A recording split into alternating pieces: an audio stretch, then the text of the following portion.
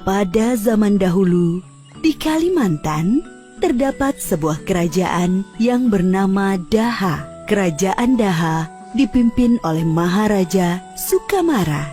Sewaktu masih memimpin, Maharaja Sukamara membuat wasiat bahwa kelak cucunya, Pangeran Samudra, yang akan menggantikan dirinya sebagai Raja Daha. Ketika Maharaja Sukamara wafat, justru Pangeran Mangkubumi yang mengambil alih kekuasaan di Daha. Kekuasaan Pangeran Mangkubumi tidak bertahan lama. Lalu, Pangeran Tumenggung mengambil alih kekuasaan sebagai raja di Daha. Kerajaan Daha merupakan salah satu kerajaan di Nusantara yang terus dilanda pertengkaran, memperebutkan kekuasaan. Perebutan kekuasaan yang tiada kunjung berakhir mengakibatkan banyak rakyat Daha hidup dalam kemiskinan dan kelaparan. Lalu, ketika perebutan kekuasaan terjadi, di manakah Pangeran Samudra, pewaris sah tahta kerajaan Daha?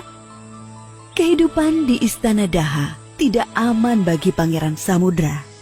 Perebutan kekuasaan yang terjadi terus-menerus mengancam jiwa Pangeran Samudra. Pangeran Samudra akhirnya memilih mengasingkan diri di dekat muara Sungai Barito. Di sepanjang aliran Sungai Barito, terdapat kampung-kampung yang berbanjar-banjar atau berderet-deret mengikuti aliran sungai hingga ke muara. Kampung-kampung tersebut meliputi Baladean, Sarapat, Muhur, Tamban, Kuin, Balitung, dan Banjar. Di antara kampung-kampung tersebut, Kampung Banjar memiliki lokasi yang strategis karena letaknya di muara yang merupakan pertemuan dari 5 aliran sungai. Kampung Banjar kemudian berkembang menjadi sebuah bandar besar. Kapal-kapal dagang datang dari berbagai kerajaan jauh. Saat itu, Kampung Banjar berada di bawah kekuasaan seorang patih yang bernama Patih Masih. Sehingga Kampung Banjar kemudian dikenal dengan nama Banjarmasih. Patih Masih mengetahui bahwa Pangeran Samudra berada di wilayahnya. Patih Masih kemudian mengadakan perundingan dengan Patih Balit, Patih Muhur, Patih Balitung, dan Patih Kuin. Perundingan itu mencapai kesepakatan untuk mengangkat Pangeran Samudra menjadi raja, sebagaimana wasiat Maharaja Sukarama. Atas permintaan Patih Masih dan 4 patih lainnya, Pangeran Samudra akhirnya bersedia menjadi raja di Banjarmasih. Dengan naiknya Pangeran Samudra menjadi raja, maka Banjarmasih sebagai ibu kota kerajaan semakin berkembang pesat. Perdagangan berkembang semakin ramai. Perkembangan Banjarmasin dan naiknya Pangeran Samudra menjadi raja membuat posisi kerajaan Daha menjadi terdesak. Pangeran Tumenggung segera memimpin pasukannya menyerbu Banjarmasih. Perang terjadi di Sungai Barito maupun di daratan. Peperangan tersebut membuat korban berjatuhan dalam jumlah besar dari kedua belah pihak. Ananda Pangeran Samudra, kita telah kehilangan banyak prajurit. Kita harus meminta bantuan pada Kesultanan Demak di Jawa. Jika tidak mendapat bantuan, hamba khawatir bandar besar ini akan jatuh ke tangan Pangeran Tumenggung. Baiklah, usulan Patih Masih sangat tepat. Kita membutuhkan bantuan pasukan dari Jawa. Karena itu, Patih Balit saya utus untuk segera berangkat ke Demak menemui Sultan Trenggono. Perintah Pangeran Samudra siap hamba laksanakan. Ketika itu, Kesultanan Demak dipimpin oleh raja yang bernama Sultan Trenggono.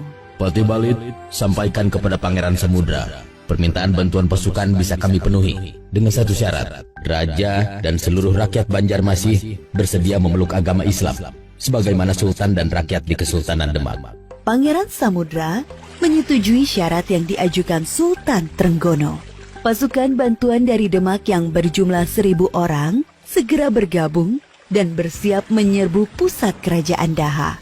Pasukan Banjarmasih dan Demak berhasil mengepung istana kerajaan Daha. Korban berjatuhan di pihak pasukan Daha. Namun Pangeran Tumenggung bersikeras tidak mau menyerah. Yang mulia Pangeran Tumenggung, korban dari pihak prajurit kita semakin banyak. Saya sarankan agar pangeran melakukan perang tanding dengan Pangeran Samudra. Siapa yang kalah, maka dia harus tunduk kepada yang menang. Inilah satu-satunya cara untuk mencegah semakin banyaknya korban.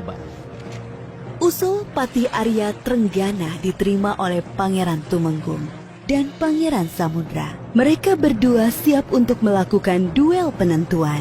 Ketika duel hampir berlangsung, tiba-tiba Pangeran Samudra membuang pedangnya. Pangeran Tumenggung, bagaimanapun engkau adalah pamanku. Bagaimana mungkin aku tega membunuh paman yang sudah aku anggap sebagai orang tuaku sendiri? Aku sudah membuang pedang, silahkan paman membunuhku. Pangeran Tumenggung yang awalnya marah dan siap membunuh Pangeran Samudra, akhirnya menjadi luluh hatinya. Ananda Pangeran Samudra, maafkanlah pamanmu ini. Selama ini, paman hanya mengikuti hawa nafsu untuk berkuasa, hingga mengakibatkan rakyat banyak yang menjadi korban. Pangeran Tumenggung akhirnya menyerahkan kekuasaannya kepada Pangeran Samudra. Pangeran Samudra kemudian menyatukan Daha dan Banjarmasin menjadi satu. Namun ibu kota kerajaan tetap berada di Banjarmasin. Peristiwa kemenangan Banjarmasin ini terjadi pada 24 September 1526. Tanggal 24 September kemudian diperingati sebagai hari jadi kota Banjarmasin hingga sekarang. Setelah beragama Islam, Pangeran Samudra mengubah namanya menjadi Sultan Suwaryansyah. Beliau dikenal sebagai raja pertama kerajaan Banjar yang beragama Islam. Sedangkan perubahan nama dari Banjarmasin menjadi Banjarmasin disebabkan setiap musim kemarau, air di sumur-sumur menjadi asin. Hal inilah yang lama-kelamaan membuat Banjarmasin disebut dengan Banjarmasin hingga sekarang.